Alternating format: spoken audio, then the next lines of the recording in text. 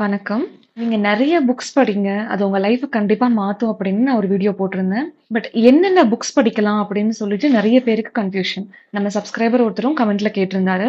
So அந்த கன்ஃப்யூஷனுக்காக எனக்கு பிடிச்ச ரொம்ப பிடிச்ச 10 பெஸ்ட் புக்ஸ இந்த வீடியோல நான் உங்களுக்கு சொல்லியிருக்கேன். இது படிங்க. கண்டிப்பா உங்களுக்கும் பிடிக்கும். ரொம்ப தாட்ஃபுல்லான புக்ஸ் எல்லாமே. இது உங்களோட மன அமைதி, கவலை, லைஃப்ல நீங்க சேஞ்ச் பண்ண வேண்டிய விஷயங்கள் எப்படி சக்சஸ நோக்கி போறது? இது எல்லாத்த பத்தியும் உங்களுக்கு டீட்டெயில்டா சொல்லிக் குடுக்குற மேனுவல்ஸ் மாதிரி இந்த புக்ஸ்லாம். ஸோ இந்த வீடியோவ சேவ் பண்ணி வச்சுக்கோங்க. இதுல கடைசியா சொல்லியிருக்கிற 10வது புக் எனக்கு மட்டும் இல்ல, நெறைய பேருக்கு ரொம்ப ஃபேவரட்டான புக்கு. ஸோ இந்த வீடியோவ கடைசி வரைக்கும் பாருங்க. உங்களால இதுல எதெல்லாம் முடியுமோ அந்த புக்ஸ் எல்லாம் கண்டிப்பா படிங்க. புக்க போய் கடையில வாங்கி தான் படிக்கணும் அப்படின்னு அவசியம் இல்ல. இப்ப புக்ஸ் நெறைய அவைலபிளா இருக்கு. ஆடியோ புக்ஸ் இருக்கு. ஸோ டைம் இல்ல அப்படிங்கிற காரணத்த உங்களால சொல்ல முடியாது. ஏதாச்சும் ஒரு புக்ல இருந்து ஸ்டார்ட் பண்ணுங்க. வாங்க வீடியோக்குள்ள போலாம். நம்ம பார்க்க போற ஃபர்ஸ்ட் புக் என்ன அப்படின்னா, அட்டாமிக் ஹேபிட்ஸ். தமிழ்லயும் இருக்கு. சின்னஞ்சிறு பழக்கங்கள் அப்படின்னு சொல்லிட்டு ஜேம்ஸ் கிளியர் எழுதின புக். இந்த புக்கோட மெயின் கருத்து என்ன அப்படின்னா, லைஃப்ல நீங்க கொண்டு வர சின்ன பழக்கங்கள் லைஃப்ல பெரிய டிரான்ஸ்ஃபர்மேஷன்ஸ கொண்டு வரதுக்கு காரணமா இருக்கும் அப்படின்னு சொல்றாரு. ஒரு பெரிய விஷயத்த நீங்க செஞ்சு முடிக்கணும் அப்படின்னு கோல் ஃபிக்ஸ் பண்ணீங்க அப்படின்னா, அந்த பெரிய விஷயத்த மட்டுமே யோசிச்சுக்கிட்டு இருந்தீங்கன்னா, எதுவும் நடக்காது. அதுக்கு தேவையான சின்ன பழக்கங்கள பில்ட் பண்ண ஆரம்பிங்க அப்படின்னு சொல்றாரு. நீங்க லைஃப்ல ரொம்ப ஸ்ட்ரக் ஆயி நிக்கிறீங்க. அடுத்து என்ன பண்ணணும் அப்படின்னு ஐடியாவே இல்லாம இருக்கீங்க அப்படின்னா, இந்த புக்க வாங்கி படிங்க. கண்டிப்பா இது உங்களுக்கு ரொம்ப யூஸ்ஃபுல்லா இருக்கும். மறந்துடாதீங்க. சின்ன பழக்கங்கள் தான் உங்க வாழ்க்கைய பெருசா மாத்தும். அடுத்த புக் என்னன்னா, த பவர் ஆஃப் நவ் இல்லன்னா இப்பொழுது அப்படின்னு தமிழ்லயும் இருக்கு இந்த புக்கு. எக்கார்ட் டோலே அப்படிங்கிறவர் எழுதின புக். இந்த புக்ல அவர் என்ன சொல்லியிருப்பாருன்னா, நம்ம லைஃப்ல நிம்மதியே இல்ல. எனக்கு நிம்மதி வேணும்னு தேடி அலைஞ்சு ஓஞ்சு போனவங்களுக்கு ஒரு விஷயத்த புரிய வச்சிருப்பாரு. நம்ம கடந்த காலத்த நினைச்சு கவலைப்படுறதுனாலயோ, எதிர்காலத்த நினைச்சு பயப்படுறதுனாலயோ நமக்கு மன அமைதியும், நிம்மதியும் கண்டிப்பா கிடைக்க போறது கிடையாது. இந்த நிம்மதி வேற எங்கேயும் இல்ல. இப்போ இந்த கணத்துல தான் இருக்கு. நீங்க இந்த நிமிஷத்துல வாழ்றதுல தான் அந்த நிம்மதி அடங்கியிருக்கு அப்படிங்கிறத ரொம்ப அழகா எக்ஸ்பிளைன் பண்ணியிருப்பாரு. தேவையில்லாத விஷயங்களுக்கும் ரொம்ப ஓவர் திங்கிங் பண்றவங்க, ரொம்ப பயப்படுறவங்க, ஃபியூச்சர் நினைச்சு ரொம்ப பயந்துகிட்டே இருக்கிறவங்க, எந்த ஸ்டெப்புமே எடுக்காம அப்படி பயந்து பின்தங்கி இருக்கிறவங்களுக்கு இந்த புக் கண்டிப்பா ஹெல்ப் பண்ணும். இது வாங்கி படிச்சு பாருங்க. அதாவது சுருக்கமா சொல்லணும் அப்படின்னா, கடந்த காலம், எதிர்காலம் 2மே ஒரு மாயை மாதிரி. இப்ப நம்ம இருக்கிற இந்த நொடி தான் ரியல் லைஃப் அப்படிங்கிறத அவர் அழகா புரிய வச்சிருப்பாரு. அடுத்ததா பார்க்க போற புக் த அல்கெமிஸ்ட். தமிழ்ல ரசவாதி அப்படின்னு இருக்கு. பவுலோ கொஹெலோ அப்படிங்கிற ஆத்தர் எழுதினது. இந்த புக் ஃபுல்லாவே ஒரு பெரிய ஸ்டோரி மாதிரி தான் இருக்கும். அதனால படிக்கிறதுக்கும் உங்களுக்கு அந்த அளவுக்கு போர் அடிக்காது. ஸோ சாண்டியாகோ அப்படிங்கிற ஒரு பையன், அவனோட கனவுல வந்த புதையல தேடி அவன் போற ஒரு ஜர்னி தான் இந்த புக் ஃபுல்லா இருக்கும். இந்த புக் படிச்சீங்கன்னா உங்களுக்கு நெறைய பாசிட்டிவ் மைண்ட் செட் டெவலப் ஆகும். ரொம்ப அழகா சொல்லியிருப்பாங்க இதுல. ஒரு மனுஷன் ரொம்ப ஆழமாவும், தீவிரமாவும் ஒரு விஷயத்த அடையணும் அப்படின்னு விரும்புனான் அப்படின்னா, இந்த மொத்த பிரபஞ்சமுமே அதுக்கேத்த சிச்சுவேஷன்ஸ கிரியேட் பண்ணி குடுக்கும். அதுக்காக உதவி செய்யும் அப்படிங்கிறத இந்த கதையில சூப்பரா சொல்லியிருப்பாங்க. இந்த புக்க கண்டிப்பா ஒரு முறையாவது படிச்சிருங்க.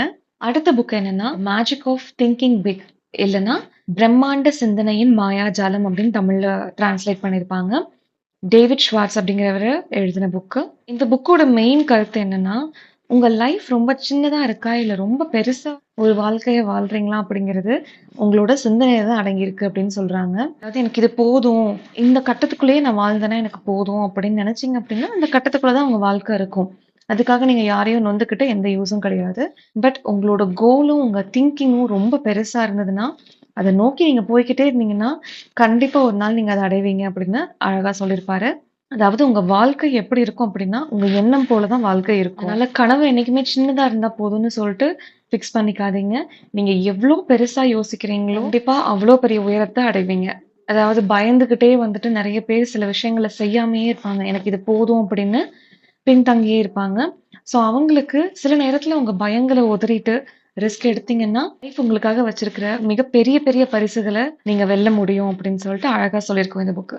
அடுத்ததா சொல்லப்போற புக், நீங்க ஒரு கார்ப்பரேட்ல வொர்க் பண்ணாலும் சரி, ஒரு பிசினஸ் மேனா இருந்தாலும் சரி, இந்த புக் உங்களுக்கு கண்டிப்பா லைஃப் லாங் யூஸ் ஆகும். இது ஒரு ஆல்மோஸ்ட் ஒரு மேனுவல் மாதிரின்னு வச்சுக்கோங்களேன். How to win friends and influence people. அதாவது உங்கள சுத்தி இருக்கிறவங்களுக்கு உங்கள எப்படி பிடிக்க வைக்கிறது. இது ஆல்மோஸ்ட் ஒரு ஹியூமன் சைக்காலஜிய பேஸ் பண்ண புக் தான். இதோட ஆத்தர் எனக்கு ரொம்ப ஃபேவரட்டான ஆத்தர். டேல் கார்னகி அப்படின்னு சொல்லிட்டு உங்களுக்கு டைம் இருந்ததுன்னா அவரோட மத்த புக்ஸுமே படிச்சு பாருங்க. இதுல முக்கியமா அவர் என்ன சொல்லியிருப்பாரு அப்படின்னா, ஒருத்தர பார்த்தோன்னே அவங்க கிட்ட எப்படி பேசணும், அவங்கள பார்த்து அவங்களோட பேரை யூஸ் பண்ணி கூப்பிடுறதுல இருந்து, அவங்கள பார்த்து சின்ன சின்ன ஸ்மைல் பண்றதுல இருந்து, அவங்க சொல்றத நம்ம லிசன் பண்றதுல இருந்து, மத்தவங்கள இம்பார்ட்டன்ட்டா ஃபீல் பண்ண வைக்கிறதுல இருந்து, இது எல்லாமே ஒரு சிச்சுவேஷன உங்களுக்கு சாதகமா மாத்தும். அப்படின்னு பல ஸ்டெப்ஸ் இத சொல்லியிருப்பாரு. இது கண்டிப்பா உங்களுக்கு யூஸ்ஃபுல்லா இருக்கும். இந்த புக்க வாங்கி வச்சுக்கோங்க. இத நீங்க 2, 3 டைம் கூட படிக்கலாம். அடுத்த புக் என்னன்னா, ரிச் டாட் புவர் டாட் அப்படிங்கிற ராபர்ட் கியோசாகி எழுதின புக்கு. அதாவது நான் இவ்வளவுதான் சம்பாதிக்கிறேன். ஆனா நான் நெறைய சேர்த்து வைக்கணும். ஃபியூச்சர்ல வந்துட்டு என்னோட செல்வங்கள பெருக்கணும் அப்படிங்கிறவங்களுக்கு நெறைய ஐடியாஸ் குடுக்குற புக் தான் இது. பணத்த நீங்க எப்படி மேனேஜ் பண்றது? நெறைய நல்ல விஷயங்களையும் இந்த புக் உங்களுக்கு சொல்லிக் குடுக்கும். அதாவது மத்தவங்கள இம்ப்ரெஸ் பண்றதுக்காக செலவு பண்ணாதீங்க. நீங்க பெர்சனலா க்ரோ ஆகணும் அப்படிங்கிறதுக்காக செலவு பண்ணுங்க. பணத்த சம்பாதிக்கிறதுனால மட்டும் பணம் பெருகாது. அத வந்துட்டு கரெக்ட்டா இன்வெஸ்ட் பண்ணணும். இந்த மாதிரி நெறைய விஷயங்கள இந்த புக் உங்களுக்கு சொல்லிக் குடுக்கும். அடுத்ததா சொல்லப் போற புக் நீங்க எல்லாரும் மோஸ்ட்லி கேள்விப்பட்டிருப்பீங்க. ஆனா எல்லாரும் படிச்சிருப்பீங்களான்னு தெரியல. த சீக்ரெட் இல்லன்னா ரகசியம் அப்படிங்கிற ரோண்டா பைரன் எழுதின புக்கு. இந்த புக் உலக அளவுல பல பேரோட லைஃப மாத்திருக்கு. அதாவது நீங்க ரொம்ப ஆசைப்படுற ஒரு விஷயம், நீங்க லைஃப்ல வந்துட்டு அச்சீவ் பண்ணணும் அப்படின்னு நினைக்கிற கோல், லைஃப்ல நீங்க மாத்தணும்னு நினைக்கிற பல விஷயங்கள, உங்க எண்ணங்கள் மூலமா எப்படி மாத்துறது? சிம்பிளா ஒண்ணே ஒண்ணுதான். நீங்க நெனச்ச மாதிரி வாழ்க்கைய எப்படி கொண்டு வர்றது? அதாவது இந்த புக்ல என்ன சொல்லியிருப்பாங்கன்னா, நீங்க மைண்ட்ல யோசிச்சு வச்சிருக்கிற, நீங்க ஆசைப்படுற லைஃப் ஆல்ரெடி எக்ஸிஸ்டிங்ல தான் இருக்கு.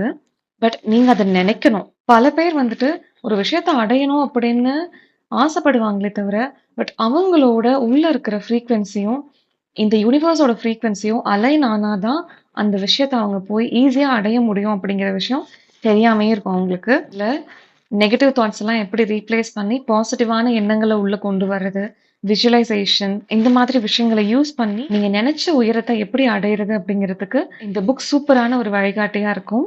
அதாவது பணத்திலயோ, சக்சஸ்லயோ மட்டும் கிடையாது. மன அமைதியில, ஹெல்த்ல இந்த மாதிரி பல விஷயங்கள். லைஃப்ல ஒரே இடத்துல ஸ்டக் ஆயி ரொம்ப நெகட்டிவ் திங்கிங்கோட பல பேர் உடைஞ்சு போயிருப்பாங்க. அந்த மாதிரி பல பேரோட லைஃப்ப இந்த புக் மாத்திருக்கு.